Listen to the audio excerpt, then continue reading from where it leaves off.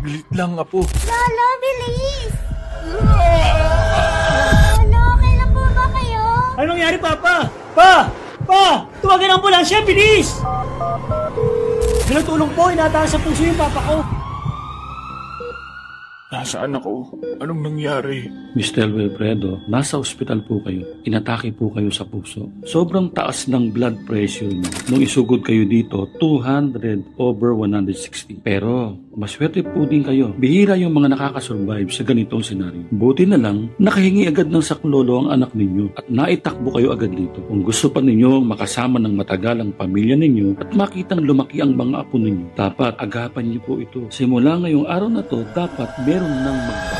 Hindi ko malilimutan yung nakakatakot na trahedyang nangyari sa akin. Hindi ko alam, meron na palang delikadong lason sa dugo ko. Lason, kaya naging barado ang mga ugat ko. Inatake ako sa puso na muntik ko nang ikamatay ng maaga. Bago lang natuklasan ng mga eksperto ang tungkol sa delikadong lason na ito. Na siya ring ugat kaya maraming Pilipino ang nagkakaroon ng iba't ibang sakit sa puso. Kung mas mataas sa 120/80 ang blood pressure mo, malamang nasa dugo mo na din ang delikadong lason na ito. At kung sakaling hindi bumubuti ang blood pressure mo, kahit may iniinom ka ng maintenance o gamot, itong misteryosong lason din na ito ang may kasalanan. Pero hindi mo ito maririnig sa doktor mo. Mamaya, sasabihin ko sa iyo lahat ng tungkol sa delikadong lason na ito at bakit kailangan mo itong seryosohin kung gusto mong makaligtas sa mga panganib na dala nito. Sasabihin ko din mamaya yung natural at safe na 5-second blood pressure solution na nagtanggal ng lason sa dugo ko. Salamat sa Diyos dahil ilang linggo lang nawala ang bara sa ugat ko, bumaba ang blood pressure ko at bumalik na sa 120/80 dahil sa 5-second morning habit na ito. At wala itong kinalaman sa pagda-diet or pag-exercise, pag-iwas sa maalat na pagkain or pag-inom ng mga delikatong gamot na may side effects.